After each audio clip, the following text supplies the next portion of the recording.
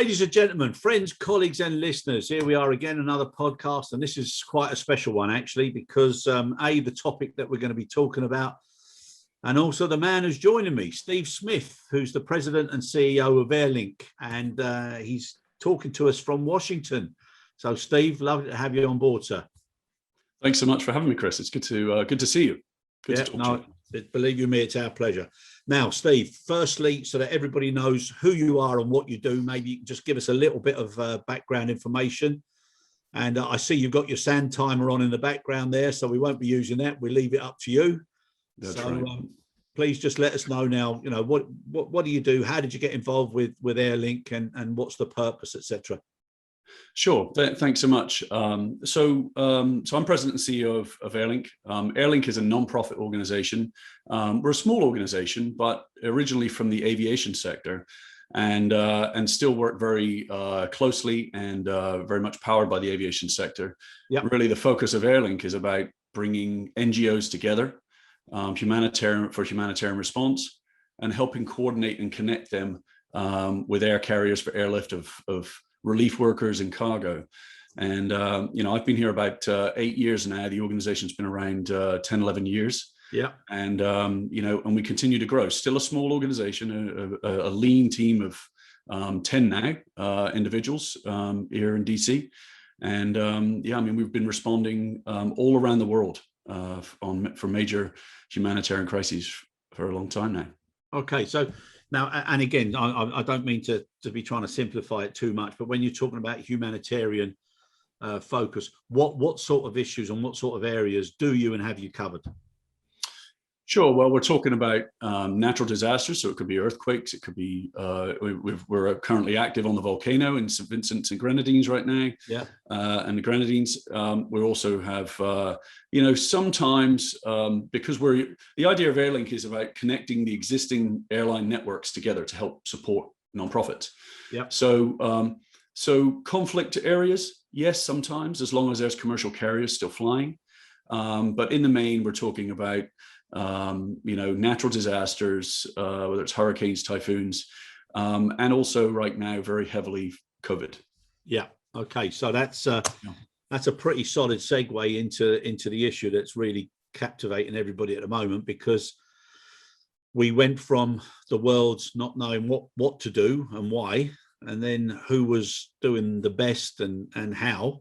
Yeah. And now we've got certain leaders, but now, if anything, if it was on a graph, you've got some who are really doing so well now and some that are struggling.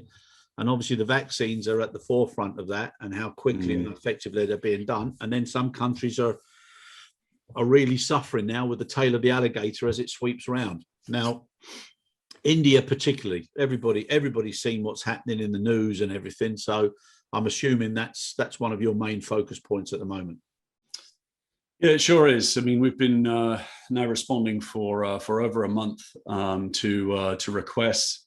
I mean, our role for India, yes, very concerning, and somewhat of a cautionary tale for all of us, right? Yeah. About somewhat letting our guard down.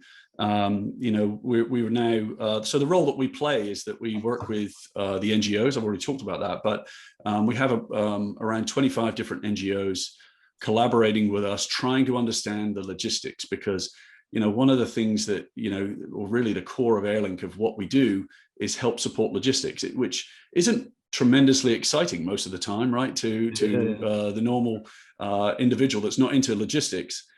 But, when you see the adverts on the TV of helping children and families and what you will, nothing arrives without logistics, right? That's coming from a long distance.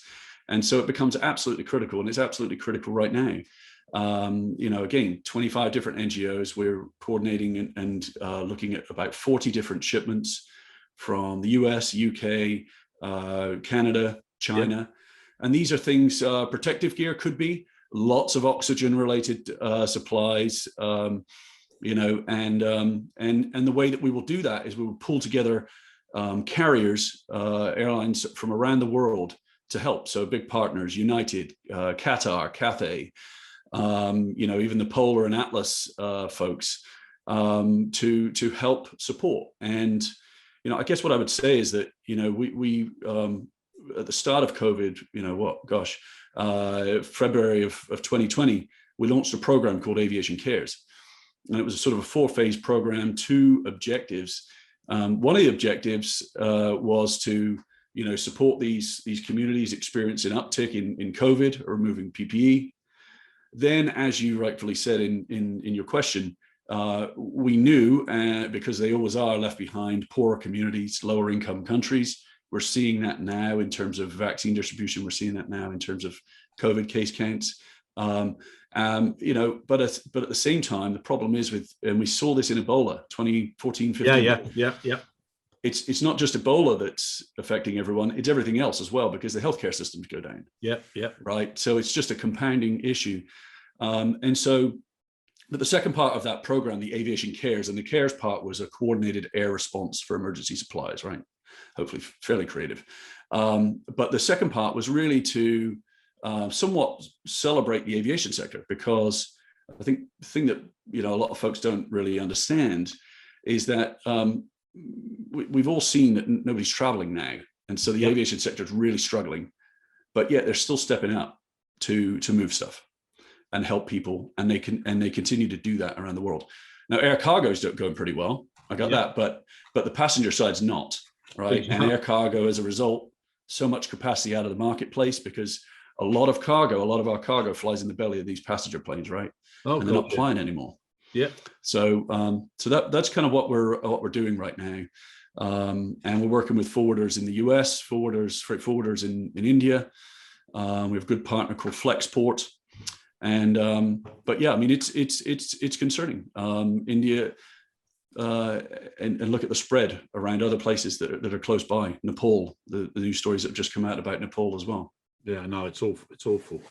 It really is awful. But no, firstly, look, it's admirable. It's really admirable what you're doing and why you're doing it, and the fact that you're doing sort of like logistics for logistics, as such, right. and trying to get people to be, with all the worries and concerns they've got, and you've just mentioned there about the pressures of the passenger market dropping, the cargo market uptake, people converting aircraft, freighters, all these different issues, capacity at a loss. And, even you look at, the one of the problems that is affecting everywhere. And I was talking to you about motorbikes earlier before we came on, the production of chips, microchips, and now if flights are restricted, that's restricted, and it's affecting now pricing and all sorts. And people, I think in general, they never thought about this.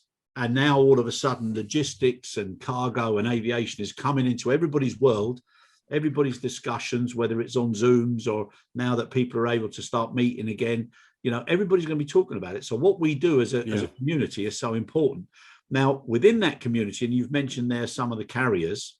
Mm-hmm. So what you're having to rely on is that they give you certain capacity that they've got maybe free, or that they decide internally to give a percentage of their uptake to somebody like yourself for good causes, etc. But that's obviously causing you a lot of problems at the moment, I would imagine, because it's so restricted.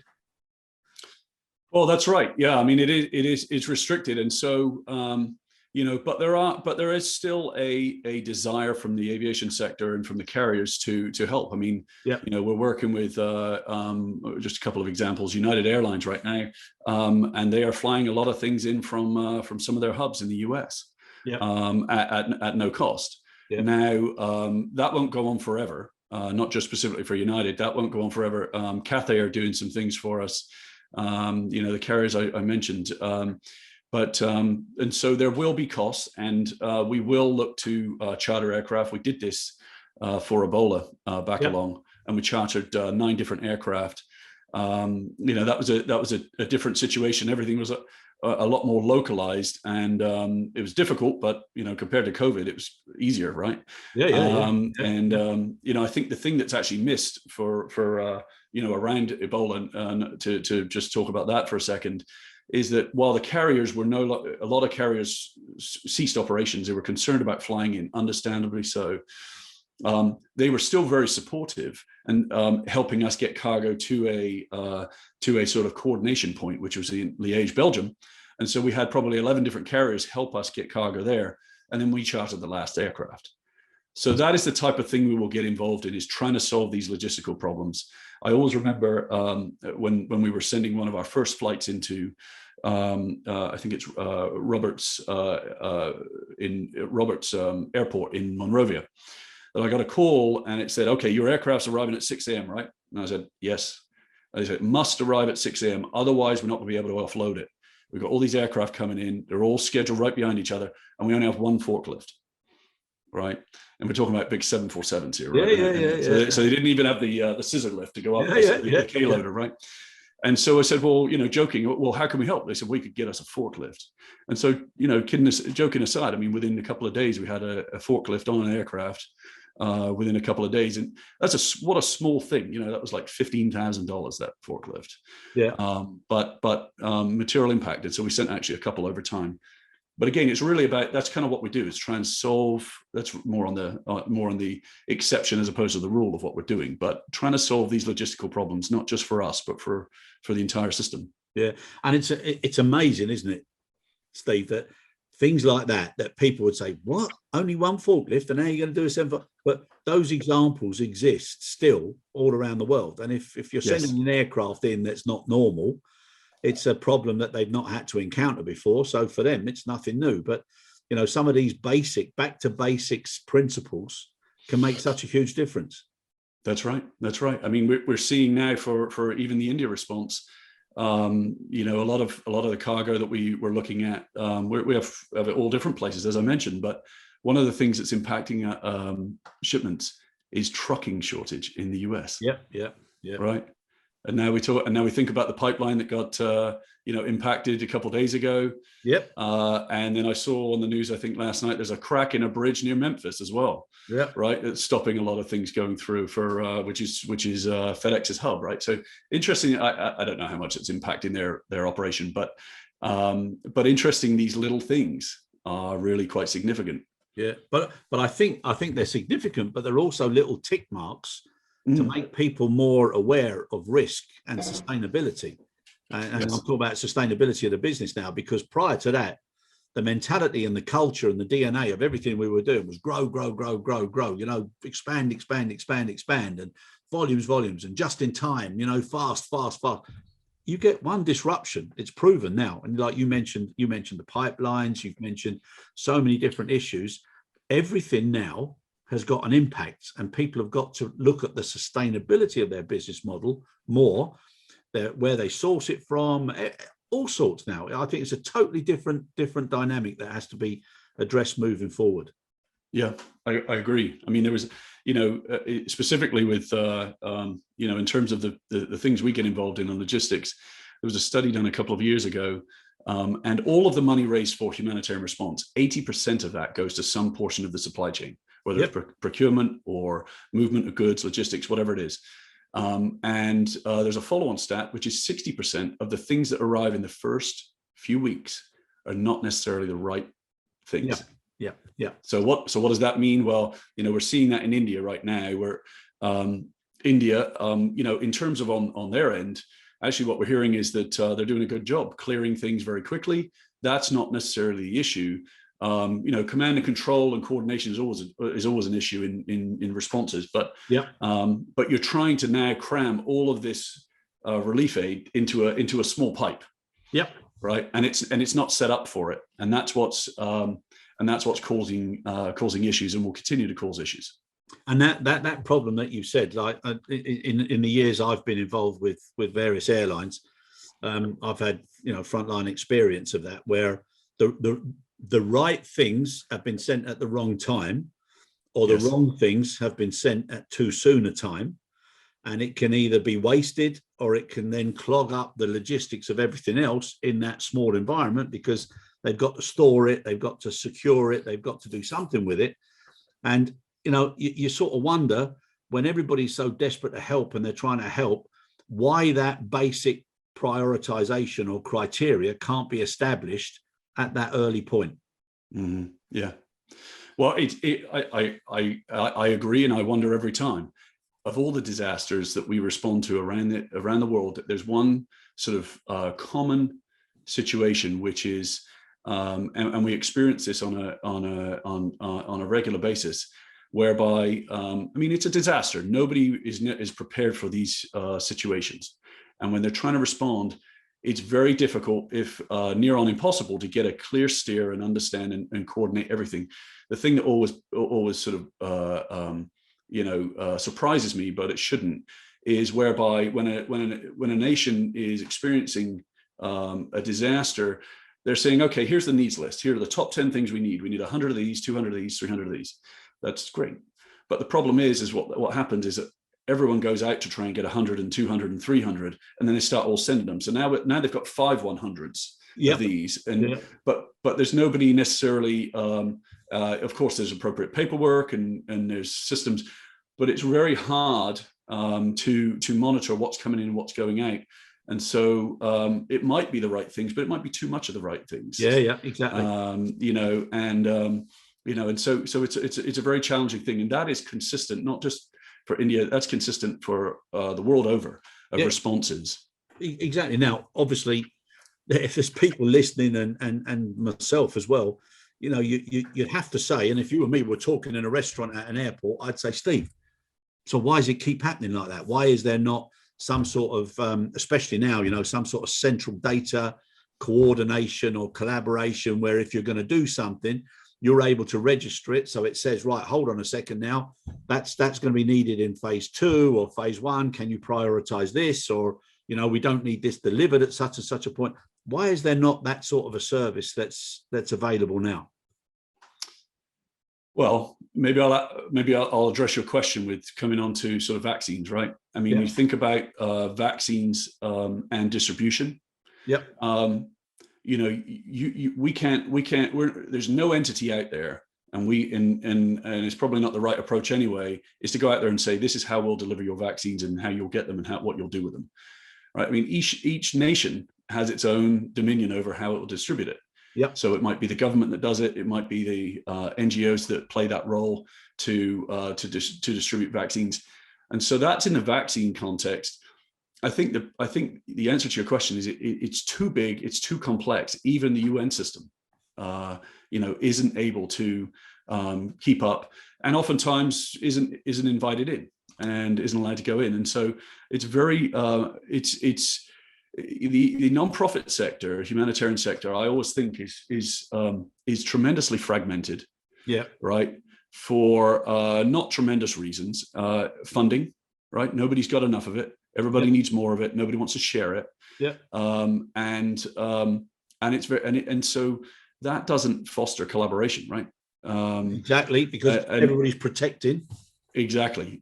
So now then, I think that Airlink, the role we play as a sort of coordinator, we care about who we work with. We go through a pretty rigorous process of looking at the NGOs and making sure that they're good operational history, good peer references, legal, above board, all those different things.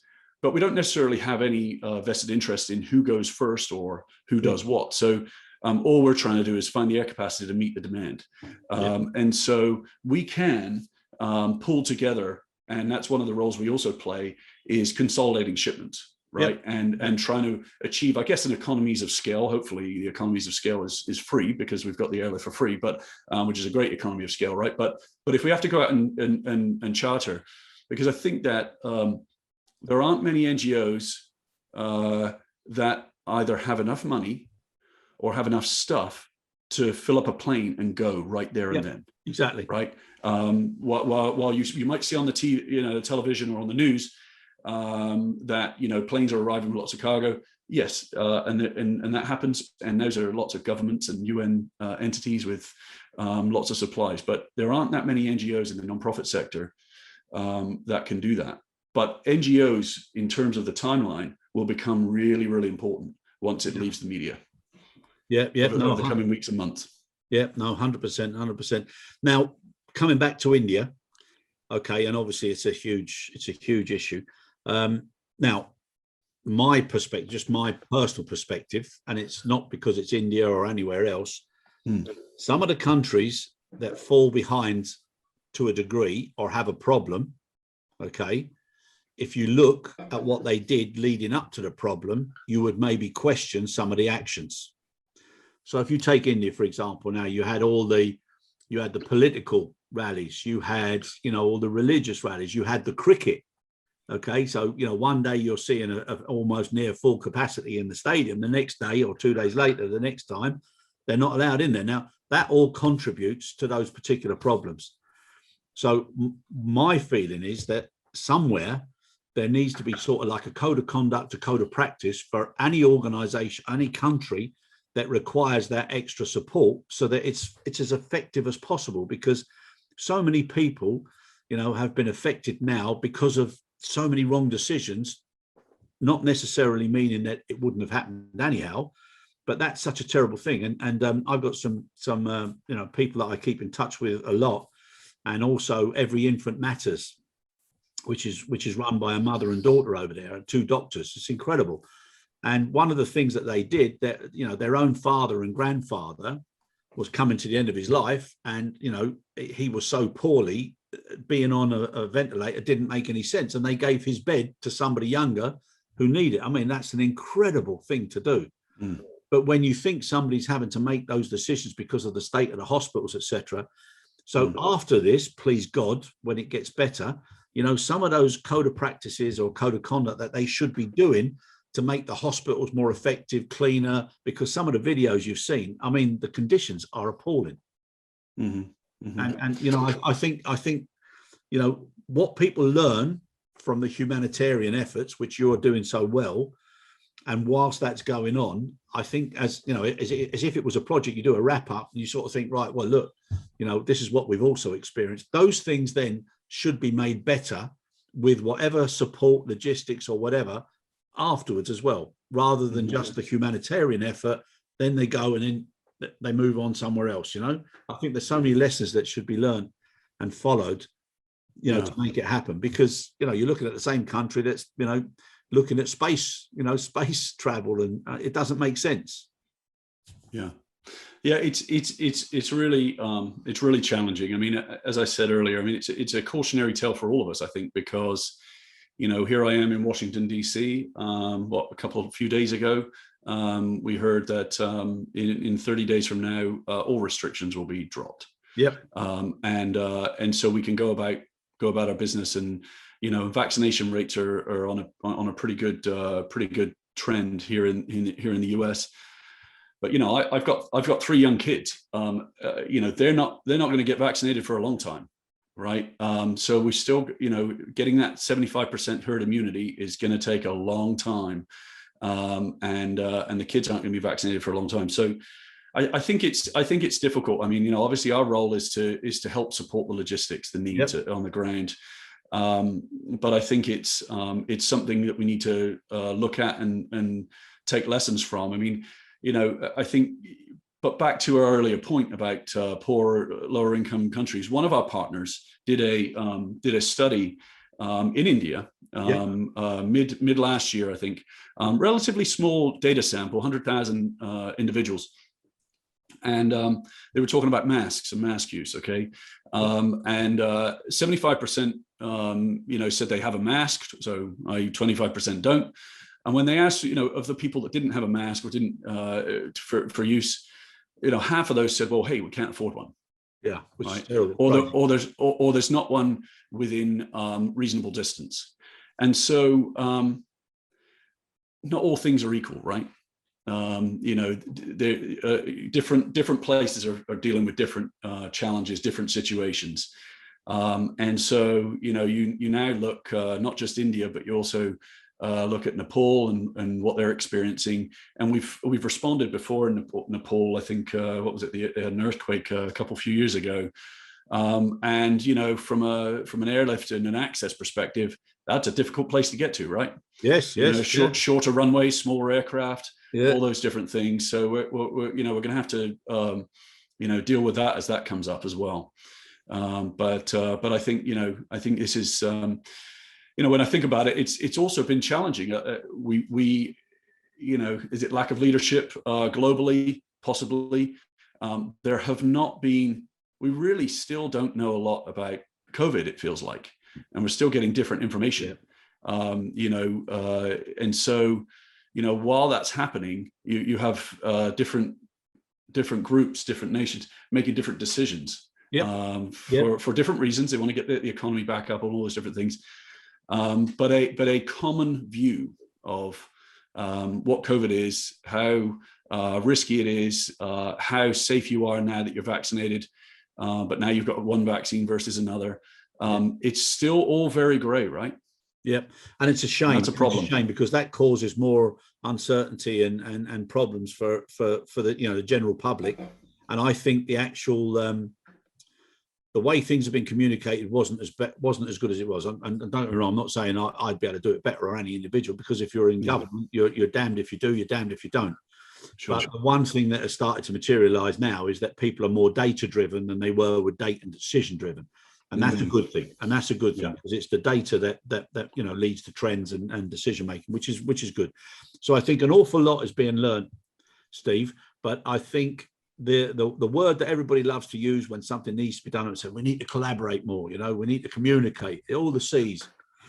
And I think that's one area that, please God, humanity has got to start looking at now when they come out of this, is about the care. And not just caring about the planet, but caring about everything and putting things in perspective and going back to basics. And there's some money's being spent on certain things that would be better off being spent, where it affects people properly, and bring them all to a certain level. Because at the end of the day, in this world, nearly everybody, well, not nearly everybody should expect to be able to survive to a certain degree, whether it's to do with accommodation, with health, with finance, with food, etc. And that's all that, as a parent, you want to be able to give to your children when they come into the world. That's right. So the fact that we've now got so many, and then there's so many natural disasters, etc. So I don't want to get into politics too much myself, but I think what you guys are doing is fantastic. Now, what do you think? What do you think, if you were able to have a magic wand, what is it that you would like to see happen within the next 3 months? In terms of India, in terms of COVID, but let's just take. I mean, we can't solve COVID, but from just purely from the Airlink perspective, if you were able to go to bed tonight and then wake up with a list of actions that would be done or supported, what would that list look like if you had the chance to be the author? Yeah, sure. I mean, I think that that it really comes down to a couple of things. I mean, from Airlink's perspective, we're already well connected with the NGOs. We're well connected with the carriers. One of the I'm hoping that as an upshot of our conversation today, it's about telling our story, understanding the importance of logistics, which admittedly is pretty dry stuff. Right, but it's not when we're talking about delivering sort of life-saving aid, and really understanding that we've got social media channels, websites, mailing lists, all those things you can join. As we respond over the next 3 months, and by the way, we've now been responding to hurricanes down in the Bahamas and other places, and we actually sent a last cohort of actually maybe not the last cohort, a cohort of responders to help rebuild schools and what you will 18 months later. So we're there for a long time, right? Sending people down. It becomes more people, expertise as opposed to cargo. But I think that, getting more support, we have of course we need funding, we need support for, because at some point, if not already, air capacity is so tight, there will be costs. There will be costs that we have to offset. To help support the NGOs. The NGOs don't pay us anything to do this. We're supported by foundations, aviation sector, individuals. And so, we have an initial campaign of $300,000 we're trying to raise. But I think that that collaboration and that coordination, and that's one thing I would offer out if any nonprofits listening here, is that we can try and help you coordinate. Because what you do see is a frenetic, everyone's asking everyone for help, and actually that's creating a roadblock as well. Because the same entities are asking multiple carriers, multiple logistics organizations, and and then you go so far down the path. These are complicated things to put together, these shipments, and then all of a sudden you find out, oh, it's okay, it left on Thursday. Right. That's not very helpful, and it burns a lot of cycles. So I think that I think that's that. But I think, back to your comment about COVID. I think that what's different about COVID compared to all of the other things that we respond to is that, dare I say, is it the great leveler, right? Before, it's lots of people experiencing a very sad and unfortunate significant event somewhere else, and we're going there to help, right? And we're trying to obviously operate as locally and support the local community. Great. But now we're all affected too. Our underlying support structure is affected. And so, going forward, it's going to have a significant impact on how a lot of nonprofits, how a lot of operations, their business models, can I call it business models? Their models of because volunteers are scared. What a powerful, a powerful thing, fear. They're scared. They may not want to sign up. Some of them are going through and putting different things in place, but I think that we're going to see quite a lot of changes to the humanitarian sector over the coming months and couple of years, I expect. Yeah, and like I said earlier about businesses and their sustainability model is coming across everywhere, and like you said there, the balance between favor and fear, it makes a big decision on what the outcome is. Yeah, and that's right. And in the next couple months, years, we've now been working on something called a regional response framework, which simply put is really sort of dividing the world up into different regions, 6 different regions, and it's really talking about pulling NGOs, response coordination entities, airlines, and donors together to have a conversation now. Even though we're not in peacetime, but before the disaster occurs, so that we can be more effective. And so there's a lot more coordination. So that's a real big effort for us, and we're making some great strides on that. And so that's what you'll see coming down the pipe. Yeah, but some of the organisations, some of the things I've seen, and whether it's in LinkedIn or posts or whatever, some of the individuals and the companies been fantastic, Steve, haven't they? Yeah, that's right. I mean, there's a lot of passion here. Yeah, it makes you feel proud that you're associated with, with the industry when they do what they do when they're pushed into a corner. It's incredible. That's right, and I think that again, that aviation cares program we launched. This isn't the first time. I mean, the aviation sector always steps up. Yeah, right. Yeah. I appreciate we're supported by them. So I have somewhat of a maybe biased view, but they always step up and they're always supportive, and helping fly responders and cargo around the world. They've been doing it, for decades. And so no, it's incredible. Whether it's through Airlink or not. No, I agree, Steve. Whichever outlet, but you look at the way some of the figureheads have been speaking, they're genuine as well. I know a lot of them, and whether it's one carrier or another, but one of the guys that I've spoken to quite a bit, and he's been quite active in putting his opinions across, which is I think is very good in this day and age, is Gwilym Hello from Qatar. He comes across really well. I've got a lot of time for him. He says, he's I think you know him as well, huh? Well, a little bit, probably not as much as well as you do, but what I will say is that we had a big commitment of support from Qatar. Last year, 2-year commitment to help fly support, and that was before anything to do with COVID. I mean, that was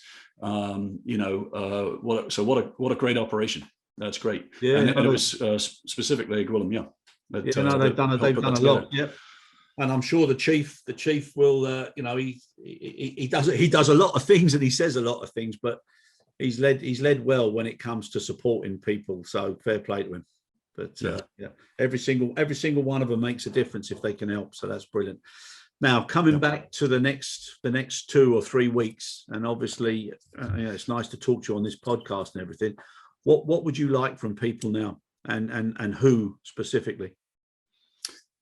Yeah, no, I appreciate it. I think, again, going back to helping share this message, helping tell the story of Airlink, and understanding the importance of logistics. Funding is really important.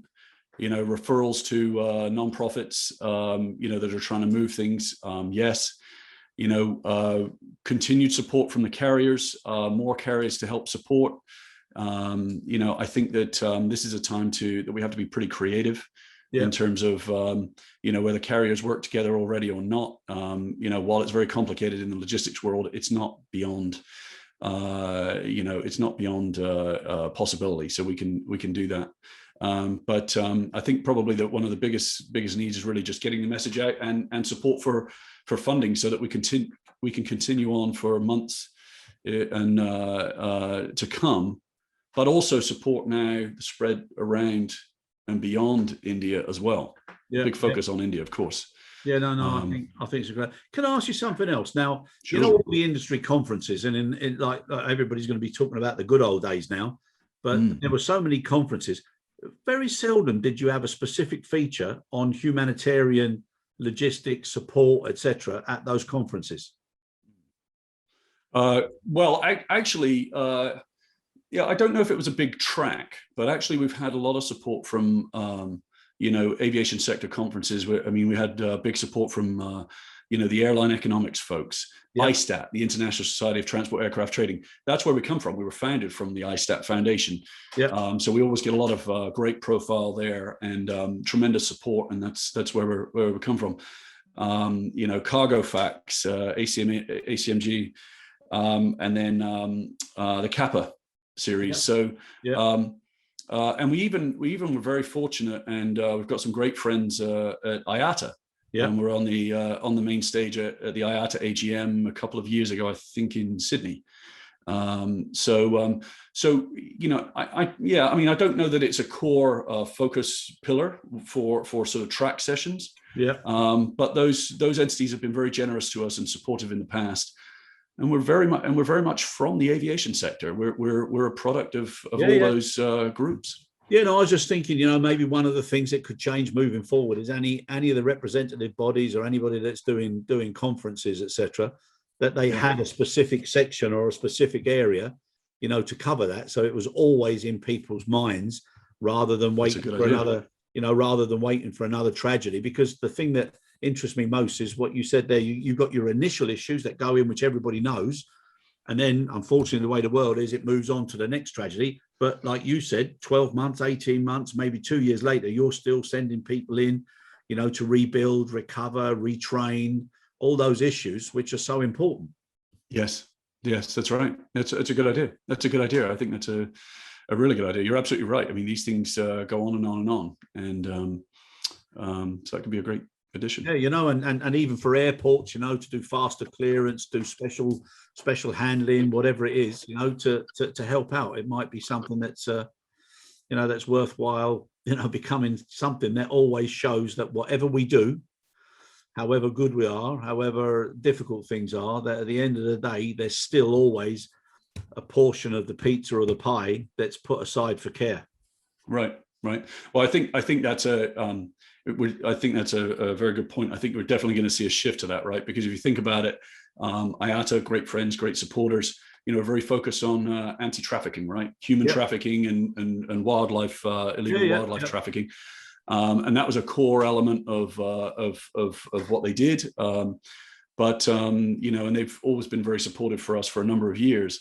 But you can imagine that humanitarian response and climate change, all those different things. Climate change is always a big focus, right? But this now humanitarian response is going to be a big shift, I expect. No, touch wood, and the right thing to do, I think.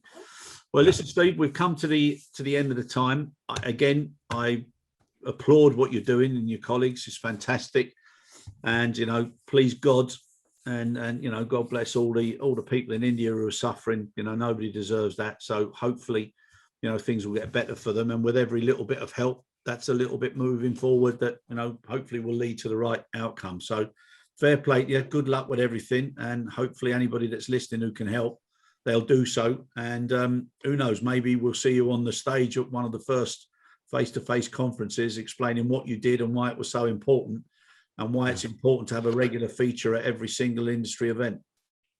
Oh, that's great. No, thanks so much for having me, Chris. I really appreciate it, and I appreciate all the good work and things that you do as well. No, it's absolute pleasure, my friend. Absolute pleasure. All right, thank you so much. Take care of yourself and good luck. Cheers. You too.